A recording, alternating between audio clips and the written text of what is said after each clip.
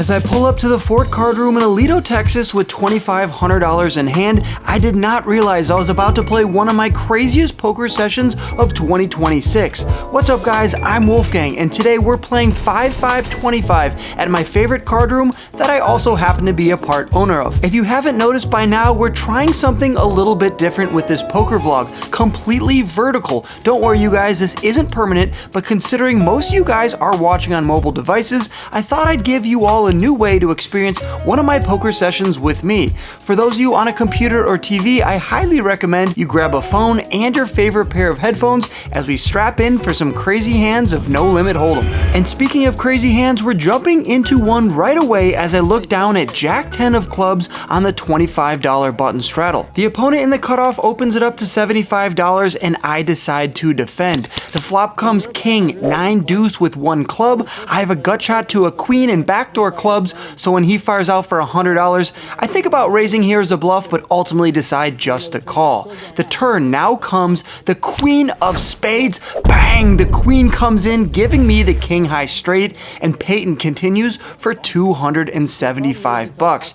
At this point, we have a decision. Do I raise here and try to get stacks in by the river, or do I just call and then go for that plan on the river? I decided to play it smooth here and hopefully keep in some of Peyton's bluffs on the river, which comes to 7 of clubs, changing absolutely nothing. He fires out for $900, and I look down at my cards once again to make sure that I do in fact have the nuts on this board. After a little bit of thinking, I decide to go all in. I gotta catch them all. I'm all in. With my Pokeball and then the rest of my black chips. Peyton snap calls me for $2,040. I turn over the nuts, and he later let me know that he had pocket queen, so a gin card on the turn gets me paid $5,000 in the very first hand. Damn, I gotta get stacked and have a camera, 2 cameras in my face. 3 cameras. Wait a minute. With our stack sitting at double the size it was just 5 minutes ago when we sat down, we looked down at 8-6 of hearts and Jack 10 of clubs once again, but this time they both hit the muck. But you know what's not hitting the muck? That's right, pocket aces, the rockets, the bullets, American Airlines, or the weapons of mass destruction, whatever you guys want to call it. It's a welcome sight for me here. The $25 button straddle is out there, and there's a call. I make it $100 to go, sizing up here because of that caller, and we are going to get action in 2 spots, just what the doctor ordered here. And look what that flop comes out. Ace, ace, queen. Bang! We flop quads. Obviously the title of this video. It's hard not to spoil it when you have a title and thumbnail like quads, but look at that. How often does this happen? Man, what a good feeling. $330 in the middle, and I think I'm gonna let my opponents catch up here. I start with a check. The turn comes the king of hearts, and George fires out for $200. All right, let's play it smooth once again and put in the call. The river, now comes the jack of spades. We lost our 3-way there. The button decided to fold. $730 in the middle, and he checks it over to me. How big do you guys go here with quad? $730 in the middle, and he has around $1,000 to $1,100 in his stack, and I decide to go for all of it because I'm a greedy bastard, and he folds. Of course, I turn over the pocket aces, and I'm glad I did because look at Cookie's reaction across the table. Absolutely hilarious. So easy to know That's all I played, brother. That's all I played. That's like the first hand he's played all night, and it was aces. First hand all night, and aces. Here we go.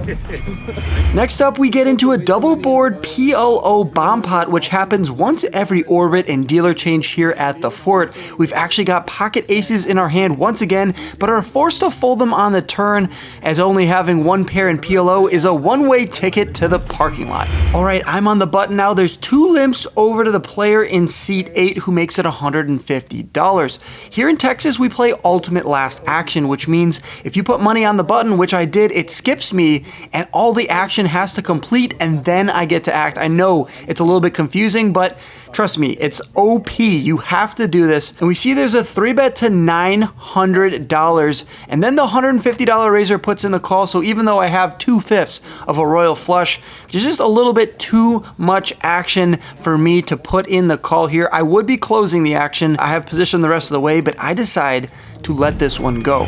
As our night rolls on, we go card dead for a little bit, and when we do end up seeing a flop, like how we do here with ace-9, we end up missing and have to relinquish our hand. But card death doesn't last long, as we pick up my favorite hand in the game of poker, pocket sevens. If you thought all of our big pots for the night were done, you are absolutely wrong, because let me tell you, this session just gets crazier and crazier. I make it $75 to go, and the small blind and big blind both put in the call, and we lose the button straddle, going 3 ways to a flop here, which comes Jack 7-4, bang, we flop middle set. I told you guys this was my favorite hand, and we're gonna play this one slow, and I decide to check it behind. That brings in the 10 of spades, and the small blind fires out for $300. There's a raise to $1,490. Yes, checking behind on the flop was definitely the right move. So with pocket sevens here, I decide to put in the call, of course. You call? Yeah, sorry. And the $300 raiser folds his cards. We're gonna go off to a run out here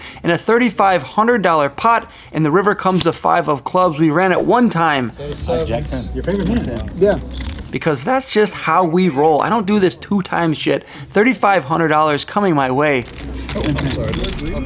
This time we trade our black pocket sevens for red pocket sevens. I make it $75 to go once again, and deja vu, we get 2 callers. Well, it'd be pretty spooky if we flop another set of sevens. Oh my gosh, King 7-4 rainbow, bang, we flop middle set once again. I go for a c-bet this time, and everybody folds. What a disaster. We got a little bit more money in that last hand, but still, back-to-back sets of sevens. Sevens again? Kinda spooky. Just a few minutes later though, we miss another flop, and King 9 offsuit is getting returned back to the dealer where it belongs. But you know what's a little better? King Jack suited, this one of the hearts variety.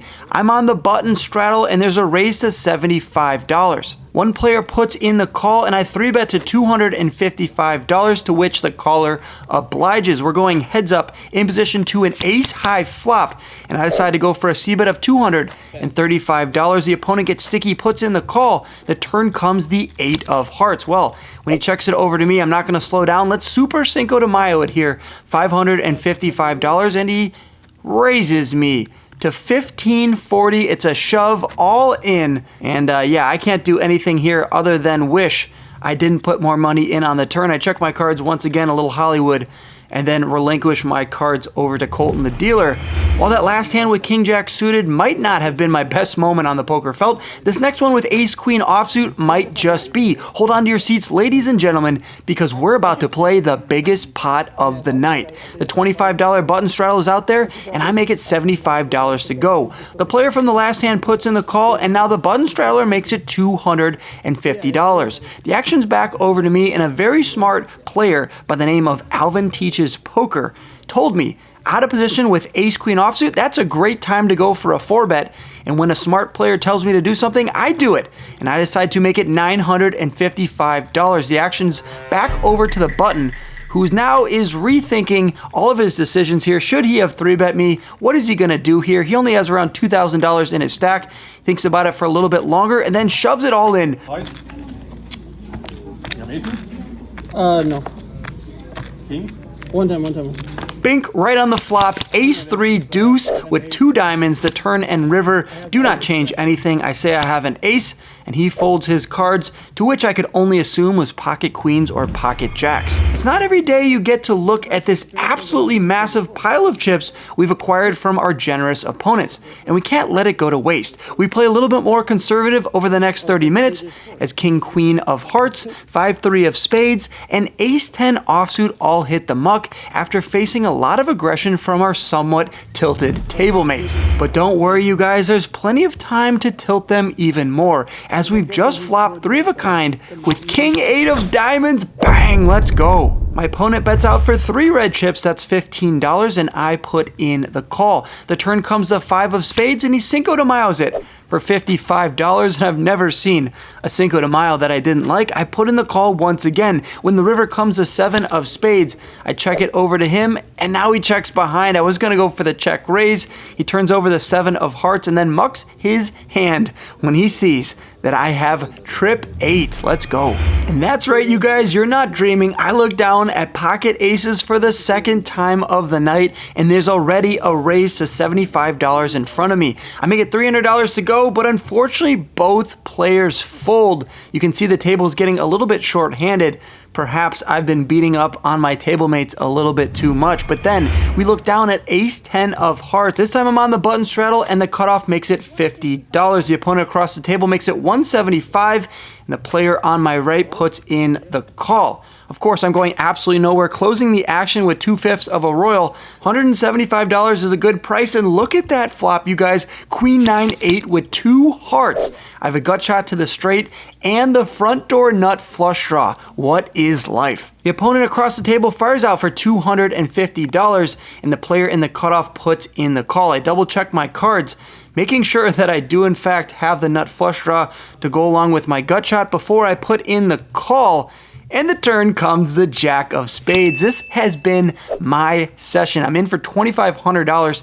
I'm sitting on piles. There's $1,300 in the middle, and I'm in position here, which is just icing on the cake. But unfortunately, both players take turns checking it over to me. And with $1,300 in the middle, I'm trying to decide how big I want to go here. I could also check behind, but I think I want to make the pot a little bit bigger. I bet out for $400, just trying to juice it up.